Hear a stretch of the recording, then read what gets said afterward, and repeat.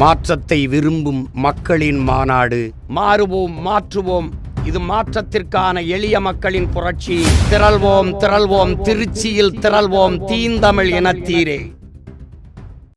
Left side OMR, right side ECR. நடுவுல உங்க step stone secret plots. Beach Resort Plots, just 24 lakhs onwards. Call 9626899268. Pattali Makkal Katchi அன்றும் சரி, இன்றும் சரி, என்றும் சரி விஜயை காட்டிலும் அழகிலும், அறிவிலும், ஆற்றலிலும், பன்முகத்திலும் குறைத்து மதிப்பிட முடியாது. அவர்களுக்கு இருக்கிறது சொந்த முகம் சார். திரு அன்புமணி அவர்களுக்கு இருந்த நீங்க சொன்ன முகம் எல்லாமே ராமதாஸ் அவர்கள் கொடுத்த முகம்ன்ற அந்த மாமா அவருடைய மகன் தான். இந்த மாதிரி தைரியம் இருந்தால் சொந்தமாக ஒரு கட்சி ஆரம்பிச்சு 1% ஓட்டு வாங்குங்கன்றாரு. ஆனா இவரே வந்து அவங்க அப்பா ஆரம்பிச்ச கட்சியை உடச்சிட்டு வந்து தனியா கட்சி நடத்திட்டு இருக்கிறதுல இளைஞர்கள் அன்புமணி கிட்ட இருக்கிறாங்களோ இல்லையோ திரு விஜய் அவர்கிட்ட தான் சாரசாரையா வந்து விழுவுறாங்கன்ற அந்த கேள்வி இருக்கும். மருத்துவர் அன்புமணி ராமதாஸ் அழைத்தார் என்று சொன்னால் விஜய்க்கு வரக்கூடிய கூட்டத்தை காட்டிலும் 100 மடங்கு இளைஞர்கள் வரக்கூடிய ஆற்றல் மிக்கவர் தான் நான் அன்புமணி ராமதாஸ். எல்லா அரசியல் கட்சிகளுக்கும் சொல்லுகிறேன், தமிழகத்தை பொறுத்தவரையிலே பாமக தவிர்க்க முடியாத மகா சக்தி. தமிழ்நாட்டிலே இளைஞர் சக்தி, இளைஞர் பலம் வாய்ந்த ஒரு இயக்கம் இருக்கிறது என்று சொன்னால் அது பாட்டாளி மக்கள் கட்சி தான். ஒரே போன்ல இன்னைக்கு நரேந்திர மோடியுடன் பேசி பல திட்டங்களை நிறைவேற்றக்கூடிய ஆற்றல் மு.க. ஸ்டாலினுக்கு இருக்குதா இல்லையான்றதை விட அன்புமணி ராமதாஸுக்கு இருக்கிறது என்பதை நான் அழுத்தம் திருத்தமாக சொல்றேன். தமிழ்நாட்டுக்கு போதிய நிதி வேண்டும்னா அன்புமணி ராமதாஸ் அவர்களை கேட்டா கொடுத்துருவாங்களா சார் பிரதமர் மோடி அவர்கள்? இந்த நக்கல் நையாண்டி எல்லாம் குறவில்லாம பேசாதீங்க. காலத்துல இறங்கி எங்க சார் போராடி இருக்காரு? நீங்க சொல்றீங்க பல இடத்துக்கு போறாரு, குரல் கொடுக்குறாருன்றீங்க. வெறும் ஒரு டெம்ப்ளேட்டுக்காக அரசியல் பண்றாரா? இல்ல, நீ போராட்டத்தின் தளபதி யார் என்று சொன்னால் தமிழ்நாட்டிலே மருத்துவர் அன்புமணி ராமதாஸ் தான்.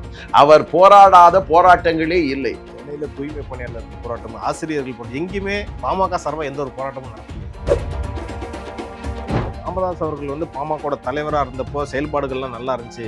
திரு அன்புமணி அவர்களோட தலைவராக இருக்கும் போது தான் செயல்பாடே இல்லை, அது அந்த கட்சி இருக்குதானே தெரியலன்ற மாதிரி பேசுறாங்க. இதை கிளறி பார்க்காது, இது எல்லோருக்குமே தெரியும். இன்றைக்கு ஜாதி வேறுபாடுகளை களைந்து எங்கள் இயக்கத்தை பொறுத்தவரையிலே எல்லோருக்குமே பதவிகளை கொடுத்து அழகு பார்த்திருக்கிறோம். அவர்களால முடியாது. அந்த கட்சி தமிழ்நாட்டில் இருக்கக்கூடிய எந்த அரசியல் கட்சியாலும் முடியாத காரியத்தை பாமக செய்திருக்கிறது. வைத்துக் கொள்ளுங்கள், இந்த முறை சட்டப்பேரவையிலே பாட்டாளி மக்கள் கட்சி அதிகமான சட்டமன்ற உறுப்பினர், என்றும் இல்லாத அளவுக்கு அதிகமான சட்டமன்ற உறுப்பினரை இடம்பெற வைக்க போகிறவர் யாருன்னு சொன்னால் மருத்துவர் அன்புமணி. அதீத நம்பிக்கைன்னு எடுத்துக்கலாமா சார்? அதாவது அசைக்க முடியாத நம்பிக்கை என்று வைத்துக் கொள்ளுங்கள். ஒட்டுமொத்தமாக இணைந்த கரங்களாக இன்றைக்கு தேசிய ஜனநாயக கூட்டணி வலுவாக இருக்கிறது. இதெல்லாம் வெற்றி முகமானதான் கேள்வி சார். இது பொருந்தா கூட்டணின்ற மாதிரி தான் மக்கள் மத்தியில பேசப்படுது. இதான் சொன்னேன். புரட்சித் தலைவி ஜெயலலிதா அம்மையாருக்கு பிறகு இன்றைக்கு அதிக மகளிர்கள் இன்றைக்கு கூடுகிறார்கள் என்று சொன்னால் சௌமியா அன்புமணி. கனிமொழிக்கெல்லாம் கூட இல்லையா சார்? அதிகமா சௌமியா அன்புமணி அவர்கள் தான் கூடுகிறது. நான் சவால் விடுகிறேன், ஏத்துக்கக்கூடிய நான் சவால் விடுகிறேன். கனிமொழிக்கெல்லாம் கூட முடியாது. நான் சவால் விடுகிறேன். பாமகவுக்கு எதிராக எந்த கட்சி நின்றாலும் இந்த முறை எழுதி வைத்துக் கொள்ளுங்கள். திமுகவே நின்றாலும் சரி, விடுதலை சிறுத்தைகள் நின்றாலும் சரி, காங்கிரஸ் நின்றாலும் சரி, யார் நின்றாலும் பாட்டாளி மக்கள் கட்சி வெற்றி பெறும்.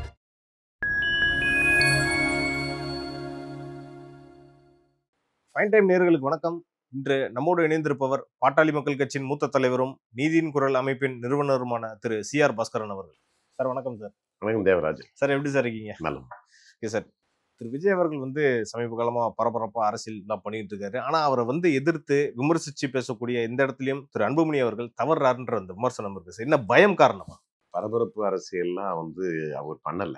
ஏன்னா அரசியலை பற்றி நீண்ட காலமாக இருக்கக்கூடிய எங்களுக்கு அந்த அனுபவம் தெரியும். நாங்களெல்லாம் பார்த்தீங்கன்னா புரட்சித் தலைவர் எம்ஜிஆரை பார்த்திருக்கிறோம், ஜெயலலிதா அவர்களை பார்த்திருக்கிறோம். அதற்கு பிறகு சிவாஜி கணேசன் அரசியலிருந்து விஜயகாந்த் அவர்களுடைய அரசியல், சமீபத்திலேயே மக்கள் நீதி மையத்தினுடைய தலைவர் கமல்ஹாசனுடைய அரசியல்லாம் பார்த்துருக்கிறோம். சொல்லப்போனால் இவர்களை காட்டிலும் அவர்கள் பரபரப்பு அரசியலை செய்தார்கள். அதை நீங்கள் சொன்னீங்கன்னா அவங்க பரபரப்பு அரசியல் செய்தாங்கன்னா ஒத்துக்கிறேன். ஆனால் இன்றைக்கு பஞ்சம் இல்லாமல் அவர் அந்த வேனை எடுத்துட்டு போனார்னா எது கொலையுதிர் காலம் மாதிரி கொலைகளில் தான் நடைபெற்று கொண்டிருக்கிறது. அதை நான் இறப்பு சாவுன்னு வர்ணிக்க மாட்டேன். கொலைகள் நடைபெற்று கொண்டிருக்கிறது. தொடர்ந்து நீங்க பாருங்க, யதார்த்தமா எதுவும் நடந்துருச்சு, அதை கொலைன்னு நம்ம எடுத்துக்கணும். பெரியாளராக இருக்கு நீங்க நெறி தவறி பேசக்கூடாது. இதெல்லாம் யதார்த்தம்னு நீங்க சொல்லாதீங்க. திட்டமிட்ட ஒரு படுகொலையை செய்துவிட்டு அதில் எந்த விதமான முகச்சுழிப்பும் இல்லாமல் இன்றைக்கு மக்கள் அரங்கத்திலே வருகை தந்து மீண்டும் மீண்டும் அதே தவறை செய்து கொண்டிருக்கிறார்கள் என்று சொன்னால் தவறை திருத்திக் கொள்ள கூட தெரியாத இவர்கள் அரசியல் கட்சி நடத்தி என்ன செய்து கிழிக்க போகிறார்கள் என்று கேட்கிறேன். இன்றைய இளைஞர்கள் அன்புமணி கிட்ட இருக்கிறாங்களோ இல்லையோ, திரு விஜய் அவர்கிட்ட தான் சாரசாரியா வந்து விழுவுறாங்கன்ற அந்த கேள்வியும் இருக்கு. சமீபத்தில் நடைபெற்ற சித்திரை முழுநிலவு பெருவிழா மாநாட்டிலே 10-15 லட்சம் பேர் இளைஞர் பெருவிழா அதே முதல் தொடர்ந்து ஏறக்குறைய நீண்ட காலமாக இந்த மாநாடுகளை நடத்தி கொண்டிருக்கிறோம். நாளையே அழைத்தாலும் கூட மருத்துவர் அன்புமணி ராமதாஸ் அழைத்தார் என்று சொன்னால் இதைவிட 100 மடங்கு விஜய்க்கு வரக்கூடிய கூட்டத்தை காட்டிலும் 100 மடங்கு இளைஞர்கள் வரக்கூடிய ஆற்றல் மிக்கவர் தான் அன்புமணி ராமதாஸ் அவர்கள். எதையும் குறைச்சி மதிப்பிடாதீங்க நீங்க. அதாவது உங்களுக்கு விவரம் தெரியுமா தெரியாது, தமிழகத்தை பொறுத்தவரையிலே பாமக தவிர்க்க முடியாத மகா சக்தி. இன்றைக்கு நான் அடிச்சு சொல்றேன், எல்லா அரசியல் கட்சிகளுக்கும் சொல்லுகிறேன், தமிழ்நாட்டிலே இளைஞர் சக்தி இளைஞர் பலம் வாய்ந்த ஒரு இயக்கம் இருக்கிறது என்று சொன்னால் அது பாட்டாளி மக்கள் கட்சி தான். ஆற்றல் மிக்க இயக்கம்னு அப்படின்னு சொன்னா திமுக கூட்டணி கட்சிகள் நகைச்சுவைன்னு விமர்சிக்கிறாங்க சார். அது எதிர்கட்சிகள் அப்படிதான் விமர்சனம் செய்யும். அதே எதிர்கட்சின்னு சொல்லும்போது கலைஞர் அவர்கள் பாட்டாளி மக்கள் கட்சியை பற்றியும் மருத்துவர் அன்புமணி ராமதாஸ் அவர்களை பற்றியும் பேசிய பழைய பேச்சு ரெக்கார்டெல்லாம் எடுத்து நான் போட தயாரா இருக்கிறேன். அதை கேட்க நீங்க தயாரா இருக்கிறீங்கன்னா சொல்லுங்க. பாமகவை பற்றியும் பாமகவினுடைய சக்தியை குறைத்து மதிப்பிட முடியாது என்று சொல்லியும் கலைஞர் அவர்கள் நீண்ட காலமாக பேசியதும், அதே நேரத்தில் பாட்டாளி மக்கள் கட்சி கூட்டணியில் இருந்தால்தான் அது வெற்றி கூட்டணி என்று கலைஞருக்கு வெகுவாக புகழ்ந்து பாராட்டி பேசியதையும் நான் அறிவேன். ஆகவே நான் அவர்களெல்லாம் அரசியல் செய்தவன் என்ற காரணத்தினாலே சொல்லுகிறேன். ஆக பாட்டாளி மக்கள் கட்சியை அன்றும் சரி இன்றும் சரி என்றும் சரி குறைத்து மதிப்பிட முடியாது. ஏன்னு சொன்னால் இன்றைக்கு விஜயை காட்டிலும் அழகிலும் அறிவிலும் ஆற்றலிலும் பன்முகத்திலும் பார்த்தீங்கன்னா சில பேருக்கெல்லாம் பார்த்தீங்கன்னா விஜய்க்கு வேணா இந்த உள்ளூர் முகம் இருக்கலாம். நான் அதை ஒத்துக்கிறேன். விஜய் ஒரு சிறந்த நடிகர், திரைப்பட நடிகர், அதே நேரத்தில் அதிக ரசிகர்களை கொண்ட நடிகர் அப்படின்னு சொல்லுங்க. ஆனால் அன்புமணியை பொறுத்தவரையிலே ஒரு மாநில முகம் இருக்கிறது.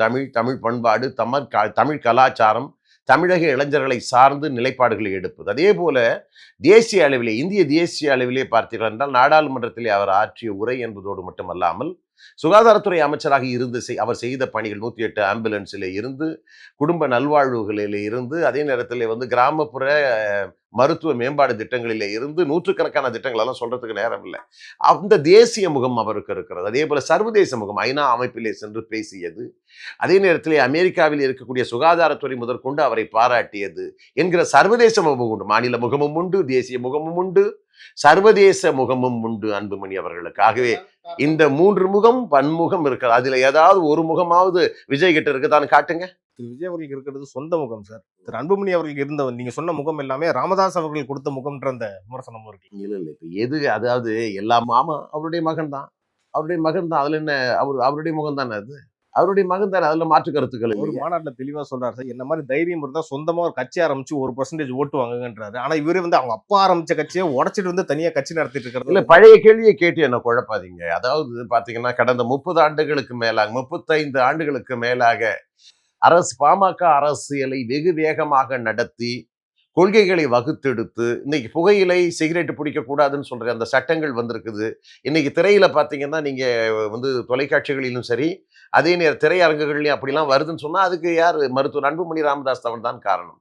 ஆகவே தேசிய அரசியலை செய்ததோடு மட்டுமல்லாமல் மாநில நல்வாழ்வுக்காக பல நலத்திட்டங்களுக்காக தொடர்ந்து குரல் கொடுக்கிற ஒரே போன்ல இன்னைக்கு நரேந்திர மோடியுடன் பேசி பல திட்டங்களை நிறைவேற்றக்கூடிய ஆற்றல் மு.க. ஸ்டாலினுக்கு இருக்குதா இல்லையான்றதை விட அன்புமணி ராமதாஸுக்கு இருக்கிறது என்பதை நான் அழுத்தம் திருத்தமாக சொல்வேன். தமிழ்நாட்டுக்கு போதிய நிதி வேண்டும்னா அன்புமணி ராமதாஸ் அவர்களை கேட்டா கொடுத்துருவாங்களா சார் பிரதமர் மோடி அவர்கள்? இந்த நக்கல் நையாண்டி எல்லாம் குறவு இல்லாம பேசாதீங்க. நிச்சயமா அவரால் முடியும். நீங்க நக்கல் நையாண்டி பண்ற மாதிரி நினைச்சிட்டு இருக்கீங்க. அதாவது உண்மைகளை உறக்க சொல்லி மத்திய அரசிடம் கேட்டு பெறக்கூடிய ஆற்றல் அண்ணன் அன்புமணி ராமதாஸுக்கு உண்டு.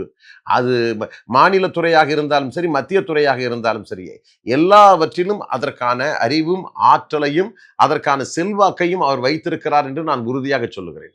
வரக்கூடிய தேர்தலில் திமுக கூட்டணி தான் வலுவா இருக்கு, அதிமுக கூட்டணி சுத்தமா வலுவாவே இல்லைன்ற அந்த பேச்சுக்களும் இருக்கு சார். மக்கள் மத்தியிலே பேசப்படும். இல்ல அவர்கள் மத்தியிலேயே வலுவிழந்து விட்டதாலும் எதிர்காலத்திலே மக்களுடைய செல்வாக்கை நாம் இழந்து விட்டோம் என்கிற காரணத்தினாலும் இனிமேல் எதிர்கால அரசியல் நடத்த முடியாது என்கிற காரணத்தினாலே தான் அஞ்சி நடுங்கி பயந்து இந்த 5000 ரூபாய், அதாவது பிரித்து கொடுக்க வேண்டிய பணத்தை முன்பணமாக கொடுத்து 5000 ரூபாய் கொடுத்ததாக ஒரு கணக்கு காட்டி மக்களை ஏமாற்ற நினைக்கிற பொழுதே நீங்கள் நினைத்துக் கொள்ளுங்கள், அவர்கள் எதிர்கால அரசியல் தோல்வியை தழுவப் போகிறார்கள், படுதோல்வியை தழுவப் போகிறார்கள் என்பதற்காக முன்கூட்டியே இப்படி செய்திருக்காங்க. அதைத்தான் நான் சொல்றேன்.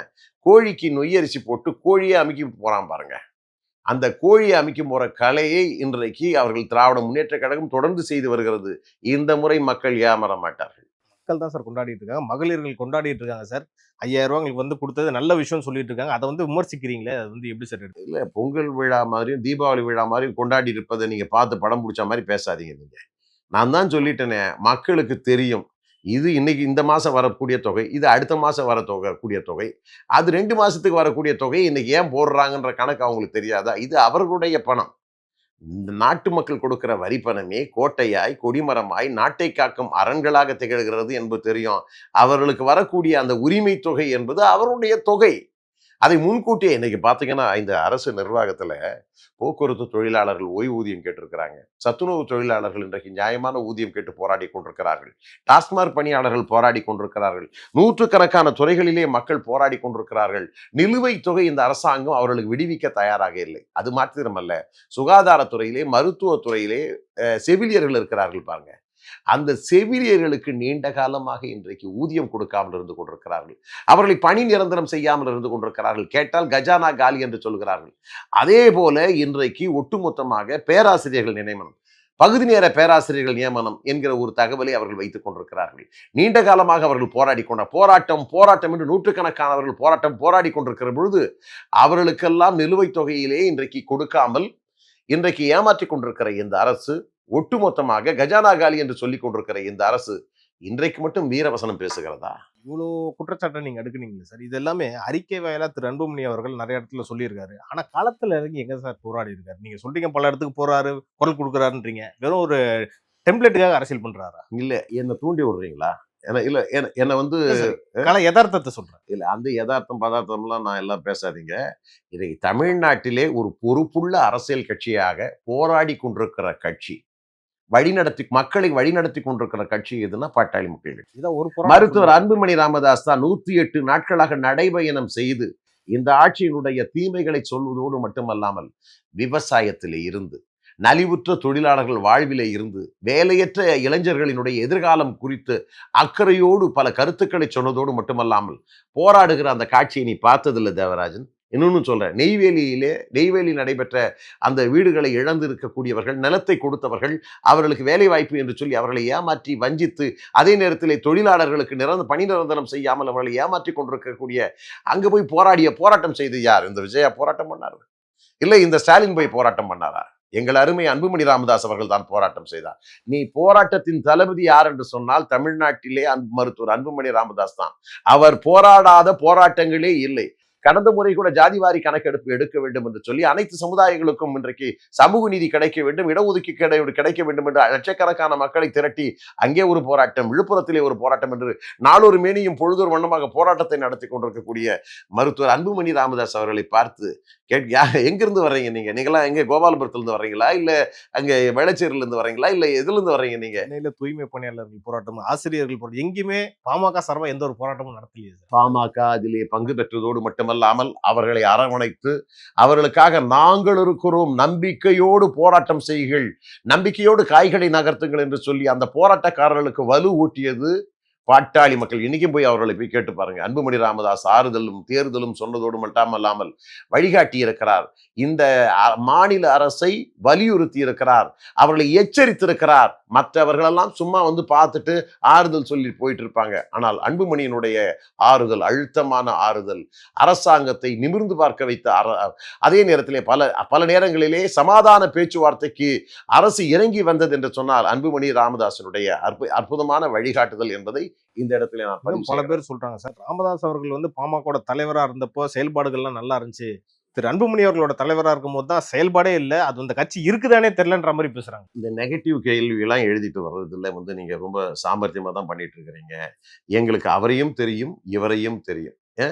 ஆம், பல நேரங்களிலே வந்து தாய் 8 அடி பாய்ந்தால் குட்டி 16 அடி பாயும் என்று உங்களுக்கு தெரியும். அந்த 16 அடி பாய்ச்சல் வேங்கை பாய்ச்சலாக இன்றைக்கு சமூக பணியாற்றி கொண்டிருக்கிறவர்கள் இந்தியாவிலேயே விரல் விட்டு எண்ணக்கூடிய சிலரிலே முதன்மையாக திகழக்கூடியவர் மருத்துவர் அன்புமணி ராமதாஸ். நான் சும்மா அன்புமணி ராமதாஸ் புராணம் பண்றேன்னு நினைக்காதீங்க. நான் சொல்ல வேண்டியது ஏராளமா இருக்கு. நீங்க கேட்கிற கேள்விக்கு எதிர்கேள்விக்கு நான் பதில் சொல்லணுன்றதுக்காக சொல்லிட்டு இருக்கிறேனே தவிர இதை கிளறி பார்க்காதீங்க. இது எல்லோருக்குமே தெரியும். அதாவது ஏற்கனவே நான் உங்ககிட்ட சொன்னேன், ரஜினிகாந்த் அவர்களே சொல்லியிருக்கிறாரு. ஏங்க கட்சி ஆரம்பிக்கல அப்படின்னு கேட்கும்போது ரஜினிகாந்த் அவர்கள் என்ன சொன்னான்னு சொன்னா, திறமையானவர், அறிவானவர், ஆற்றல் மிக்கவர், அன்புமணி ராமதாஸ் போன்றவர்கள் எல்லாம் தமிழக அரசியலை கவனித்துக் கொண்டிருக்கிறார்கள். அப்படிப்பட்ட சிறந்த இளைஞர்கள் இன்றைக்கு தமிழ்நாட்டிலே அரசியல் செய்து கொண்டிருக்கிறார்கள் என்று சொன்னவர் அவர் சூப்பர் ஸ்டார் எல்லாருமே ரஜினிகாந்த். புகழ்வாரு சார். எல்லாரையும் புகழ்றது இல்லை. நீங்க பர்டிகுலரா அரசியல் ரீதியாக அன்புமணி ராமதாஸை தவிர ரஜினிகாந்த் வேறு யாரையும் புகழவில்லை. ஏன் இன்னைக்கு வேணும்னா ரஜினிகாந்த் போய் விஜயகாந்த் சிறந்த அரசியல் தலைவர், அரசியல் திருமாவளவன் செய்யக்கூடியவர் என்று அவரை புகழ சொல்லுங்களேன். அவரை சொல்லுங்களேன் நீங்க. திருமாவளவன் அவர்களையும் புகழ்ந்திருக்காரு சார் ரஜினிகாந்த் அவர். நான் அதை பாருங்க, யாருக்கு யாரை உதாரணமா காட்டுறீங்க? அன்புமணி ராமதாஸுக்கு இணையாக நீங்கள் திருமாவளவனை காட்ட முயற்சி செய்வதை அதுல என்ன நான் சார் தவறு இருக்கு? இல்லை, என்னால ஏற்றுக்கொள்ள முடியவில்லை. ஏதாவது எனக்கு தெரியும். அதாவது எனக்கு பின்னாலே அரசியலுக்கு வந்தவர் தான் திருமாவளவன் குறைத்து மதிப்பு என்னுடைய அருமையான நண்பர் தான் அவர். அதில் வந்து சொல்ல விரும்பல. எதுக்கு முடிச்சு போடணுன்றது அவருக்கு தேவராஜன் இது விபரீதமா போயிடும். சமூக ஒற்றுமையை நாங்கள் வழி நடத்தி கொண்டிருக்கோம். அதை தான் மற்றவர்களும் சொல்லிக் கொண்டிருக்கிறார்கள். இன்னைக்கு சமூக நல்லிணக்கத்துக்காக தொடர்ந்து நாங்கள் செயல்பட்டு கொண்டிருக்கிறோம். ஆகவே இன்னொரு சமுதாயத்துக்கு எதிராக செயல்படக்கூடிய எண்ணம் அது எங்களுக்கு கிடையாது. ஏன்னா எங்க ரத்தத்திலேயே ஊர்னது என்னன்னா எல்லோரும் வாழ வேண்டும், எல்லோருக்கும் சமநீதி கிடைக்க வேண்டும், சமூக நீதி கிடைக்க வேண்டும் என்று போராடி கொண்டிருக்கிற எங்களோடு இன்றைக்கு ஜாதி வேறுபாடுகளை களைந்து எங்கள் இயக்கத்தை பொறுத்தவரையிலே எல்லோருக்குமே பதவிகளை கொடுத்து அழகு பார்த்திருக்கிறோம். அவர்களால முடியாது. அந்த கட்சி தமிழ்நாட்டில் இருக்கக்கூடிய எந்த அரசியல் கட்சியாலும் முடியாத காரியத்தை பாமக செய்திருக்கிறது. எல்லா சமுதாயத்தையும் சேர்ந்தவர்களுக்கும் மத்திய அரசியலை பதவி வாங்கி கொடுத்திருக்கிறோம், அமைச்சர் பொறுப்பு வாங்கி கொடுத்திருக்கிறோம். அதே நேரத்திலே வந்து நாடாளுமன்ற உறுப்பினர்களாக அழகு பார்த்திருக்கிறோம். 60-70க்கும் மேற்பட்ட நூற்றுக்கணக்கான சட்டமன்ற உறுப்பினராக அடுத்து எல்லா சமுதாயத்தையும் சேர்ந்தவர்களையும் பாட்டாளி மக்கள் கட்சி அங்கம் வகித்து எல்லோருக்குமே இன்றைக்கு கொடுத்திருக்கிறது. பட்டியல் இனத்திலே இருக்கக்கூடிய அருந்ததியர், ஆதி திராவிடர், தேவேந்திரர் அத்தனை பேரையும் சட்டமன்ற உறுப்பினர்களாக மாற்றி அழகு பார்த்தது பாட்டாளி மக்கள். ராமதாஸ் தலைமையிலன்னு சொல்றீங்க.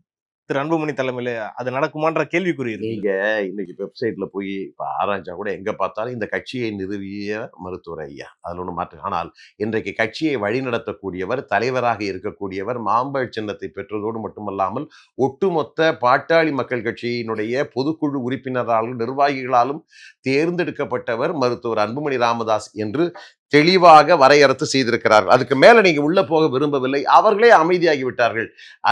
எல்லா தரப்பிலும் அமைதியாகி விட்டார்கள். இன்றைக்கு ஆக்ரோஷமான இந்த அரசியல், இந்த தமிழகத்திலே நிலவும் ஒரு ஊழல் அரசை வேறறுக்க, வாக்குறுதிகளை கொடுத்து விட்டு ஏமாற்றுகிற திராவிட முன்னேற்ற கழக அரசை வேறறுக்க, ஸ்டாலினுடைய உதவாத அந்த தலைமையை வேறறுக்க இன்றைக்கு அன்புமணி ராமதாஸ் இன்றைக்கு வலுவான தலைவர். சொல்றீங்க சார், தேர்தல் ஆணையத்தோட தயவுல தான் அந்த மாம்பழம் சின்னமே கிடைச்சிருக்கிறத ராமதாஸ் அவர்கள் தான் குற்றச்சாட்டு வைக்கிறார். யாரும் குற்றச்சாட்டு வைக்கல. அதாவது அவரை காட்ட வேண்டிய அவசியம் இல்லை. அவர் இதுக்கு மேல நிறைய சொல்லி இருக்கிறார். அரசியலாசான் இல்ல, இல்ல. புகழ்றீங்க. இல்ல இது தப்புங்கிறீங்க. அதுதான் சொல்றேன். அவருடைய ஏதோ நிர்பந்தம், நிபந்தனை, சின்ன சின்னத்தின் காரணமாக ஏதோ அது தந்தைக்கும் மகனுக்குமான உறவு, அது எதிர்காலத்தில் எப்படியாவது இருக்கும். இப்ப அவரே அமைதியாகி இருக்கிறார். அவர் ஏதாவது ஒரு காலத்துல பெரியாரை பத்தி சொல்லுவாங்க. அவர் என்ன பேசுறார், திகைக்க வைக்கிறார், எரிச்சல் ஊட்டுகிறார், ஏதோ பேசுகிறார் அப்படின்னு சொல்லிட்டு பெரியாரை பத்தி பேசுவாங்க. அதே நிலைமையில தான் நானும் இருக்கிறேன். ஐயா என்ன இப்ப சமீப காலமா இப்படி பேசுறாரு அப்படின்னு நான் திகைச்சு போயிட்டு இருக்கிறேன். ஆனாலும் இப்பொழுது அமைதியாகி விட்டார். ஆனால் இன்றைக்கு வெகு வேகமான பாட்டாளி மக்கள் கட்சிய வளர்ச்சியை பார்த்து ஐயா அவர்கள் மனதுக்குள் பெருமிதம் படுவார் என்றுதான் நான் கருதுகிறேனே தவிர. ஆகவே இந்த அரசியலை பொறுத்தவர்கள் எழுதி வைத்துக் கொள்ளுங்கள். இந்த முறை சட்டப்பேரவையிலே பாட்டாளி மக்கள் கட்சி அதிகமான சட்டமன்ற உறுப்பினர், என்றும் இல்லாத அளவுக்கு அதிகமான சட்டமன்ற உறுப்பினரை இடம்பெற வைக்க போகிறவர் யார் என்று சொன்னால் மருத்துவர் அன்புமணி. அதீத நம்பிக்கைன்னு எடுத்துக்கலாமா சார்? இதை அதீத நம்பிக்கை எல்லாருக்கும் வேணும். அதாவது அசைக்க முடியாத நம்பிக்கை என்று வைத்துக் கொள்ளுங்கள். அசைக்க முடியாத நம்பிக்கை, வலுவான நம்பிக்கை என்று நீங்கள் வைத்துக் கொள்ளுங்களாம். அதுவும் தேசிய ஜனநாயக கூட்டணியினுடைய முகம் இருக்கு பாத்தீங்களா, இன்றைக்கு எடப்பாடி பழனிசாமி அவர்களுடைய தலைமையிலே பாட்டாளி மக்கள் கட்சி உட்பட இன்னைக்கு நிறைய அரசியல் கட்சிகள் வந்திருக்கின்றன. இன்னும் பல அரசியல் கட்சிகள் வர இருக்கின்றன. இன்னைக்கு பார்த்தீங்கன்னா நரேந்திர மோடியோட முகம் ஒன்று இருக்கிறது, எடப்பாடி பழனிசாமியுடைய முகம் இருக்கிறது, மருத்துவர் அன்புமணி ராமதாஸுடைய முகம் இருக்கிறது, சௌமியா அன்புமணியோட முகம் இருக்கிறது, டிடிவி தினகரனுடைய முகம் இருக்கிறது, வாசனுடைய முகம் இருக்கிறது. இப்படி தொடர்ச்சியாக எல்லாருடைய முகமும் இன்றைக்கு இணைந்து இருக்கிறது. ஆக ஒட்டுமொத்தமாக இணைந்த கரங்களாக இன்றைக்கு தேசிய ஜனநாயக கூட்டணி வலுவாக இருக்கிறது. இதெல்லாம் வெற்றி முகமான்றதுதான் கேள்வி சார். இது பொருந்தா கூட்டணின்ற மாதிரி தான் மக்கள் மத்தியில பேசப்படுது. இதான் சொன்னேன், நீங்க வந்திருக்கிற கருத்துக்கள் நீங்க 5000 ரூபாய் கொடுத்ததுக்கு பிறகும் கூட நீங்க போய் மக்கள்கிட்ட கேளுங்க. ஏன் 50,000 ரூபாய் கொடுத்துட்டு கூட நீங்க மக்கள்கிட்ட போய் கேளுங்க. நிச்சயமாக திராவிட முன்னேற்ற கழக அரசுக்கு வீட்டுக்கு அனுப்பக்கூடிய ஒரு வலுவான கூட்டணியை கட்டமைத்துக் கொண்டிருக்கிறார்கள். ஆகவே 2-3 கூட்டங்களிலே இவைகள் எல்லாம் சரியாகிவிடும். நரேந்திர மோடி வருகிறார், எடப்பாடி பழனிசாமி வருகிறார், இன்னும் பிற தலைவர்கள் வருகிறார்கள். நிச்சயமாக ஒரு வெற்றி உருவாகியுள்ள வெற்றி கூட்டணிக்கு அஞ்சி பயந்து நடுங்கிதான் இன்றைக்கு ஸ்டாலின் அவர்கள் பல புதிய அறிவிப்புகளை அறிவித்துக் கொண்டிருக்கிறாரே தவிர இந்த அறிவிப்புகளின் மூலமாக அவர்களுக்கு எதிர்காலம் இல்லை என்பதை உணர்ந்து கொள்வார்கள். வரக்கூடிய தேர்தலில் பாமகக்கு எத்தனை தொகுதிகள் சார் ஒதுக்கப்படலாம்னு நீங்க நினைக்கிறீங்க? அது கௌரவமான இடங்கள் ஒதுக்கப்படும். கௌரவமாக வெற்றியை நாங்கள் பெற்று தருவோம். அதே போல ஆட்சி அமைக்கக்கூடிய அளவிற்கு இந்த சூழல் உருவாகும். அந்த பாட்டாளி மக்கள் கட்சியினுடைய ஆதரவோடு இந்த இயக்கம் இந்த புதிய கூட்டணியில் எடப்பாடி பழனிசாமி அவர்கள் முதலமைச்சராக மாறுவார் என்பதில் மாற்று கருத்துக்கள். எங்கெங்கெல்லாம் பாமக நிக்குதோ அங்கெல்லாம் வந்து பாமக ராமதாஸ் தரப்பு வேட்பாளர்கள் நிக்க வச்சு வாக்குகளை பிரிக்கக்கூடிய அந்த திட்டத்துல இறங்கி இருக்கிறதா தகவல். யூகங்களுக்கு பதில் சொல்ல முடியாது. அப்படி ஏன்னா ஆட்கள் இருந்தால்தான் அதை செய்ய முடியும். ஒட்டுமொத்தமான அவர் 100க்கு 100 விழுக்காடு மருத்துவர் அன்புமணி ராமதாஸ் அவர்கள் தலைமையில் இருந்து கொண்டிருக்கிற பொழுது தேவையில்லாத உங்களுடைய யூகங்களுக்கு பதில் சொல்வது தேவையற்றது என்றே நான் கருதுகிறேன். சார் எங்கெங்கெல்லாம் திரு ராமதாஸ் அவர்கள் போறாங்களோ இல்ல திருமதி சௌமியா அன்புமணி அவர்கள் போறாங்களோ அங்கெல்லாம் ராமதாஸ் அவர்களோட புகைப்படத்தை பயன்படுத்துறதா ஒரு குற்றச்சாட்டு அவருக்கு தெளிவா சொல்லிட்டாரு. சின்னத்தையோ என் புகைப்படத்தையோ பயன்படுத்தக்கூடாதுன்னு. ஆனா இங்க மட்டும் பயன்படுத்துறாங்களே சுயநலமா? இல்லை, நான் தான் சொன்னேன், பாட்டாளி மக்கள் கட்சியை பொறுத்தவரையிலே நிறுவியவர் அவர் தான். அதுல நிறுவனரை நாம் யாரும் மறந்துவிட முடியாது. அதாவது அந்த அந்த அந்த அந்த அந்த இடத்தை யாருக்கும் விட்டு கொடுக்கவும் முடியாது. அந்த இடம் அவருக்குரியது தான். யார் சொன்னாலும் அது தவிர்க்க முடியாது. ஆகவே இன்னைக்கு மருத்துவர் அன்புமணி ராமதாஸ் எந்த தடையும் இல்லாமல் சுதந்திரமாக செயல்பட்டு கொண்டிருக்கிறார். அதனாலே தான் இன்றைக்கு சௌமியா அன்புமணி அவர்கள் செல்லுகிற இடமெல்லாம் மகளிர் கூட்டம். புரட்சி தலைவி ஜெயலலிதா அம்மையாருக்கு பிறகு இன்றைக்கு அதிக மகளிர்கள் இன்றைக்கு கூடுகிறார்கள் என்று சொன்னால் சௌமியா அன்புமணி. அதே போல அதிகமான இளைஞர்கள் இன்றைக்கு தமிழ்நாட்டிலே கூடுகிறார்கள் என்று சொன்னால் அது மருத்துவர் அன்புமணி ராமதாஸ் பின்னாலே. கனிமொழிக்கெல்லாம் கூட இல்லையா சார்? அதிகமா சௌமியா அன்புமணி அவர்கள் தான் கூடுகின்றது. நான் சவால் விடுகிறேன். ஏத்துக்கக்கூடிய நான் சவால் விடுகிறேன். கனிமொழிக்கெல்லாம் கூட முடியாது. நான் சவால் விடுகிறேன். இதுக்கு மேல நான் வேற சொல்ல விரும்பவில்லை. அதாவது புரட்சி தலைவி அம்மையாருக்கு பிறகு இன்றைக்கு சௌமியா அவர்களுக்கு மட்டும்தான் மகளிர்களுடைய ஆதரவு இருக்கிறது. தமிழக மகளிர்கள் முழுக்க யாரை ஆதரிக்கிறார்கள் என்று சொன்னால் சௌமியா அன்புமணி அவர்களை ஆதரிக்கிறார்கள். கூட்டணியில இருக்கக்கூடிய அதிமுகவே அதை ஒத்துக்க மாட்டாங்க சார் நீங்க சொல்றத. அவங்ககிட்ட போய் நீங்க பேட்டி எடுத்துட்டு அவங்க ஒத்துக்கலன்னு சொல்றத சொல்லுங்க, அதுக்கு பிறகு நான் பேசுறேன். ஏன்னா இன்னொரு பக்கம் வந்து பாஜக மாநில தலைவர் நயினார் நாகேந்திரன் அவர்கள் வந்து விஜய் வந்து ஒரு நடிகையோட ஒப்பிட்டு பேசினாங்க. அது வந்து நீங்க எப்படி சார் நினைக்கிறீங்க? இல்ல பொதுவாக வந்து அரசியல் தலைவர்கள் வந்து பொறுப்புணர்ச்சியோடு பதில் சொல்வார்கள்.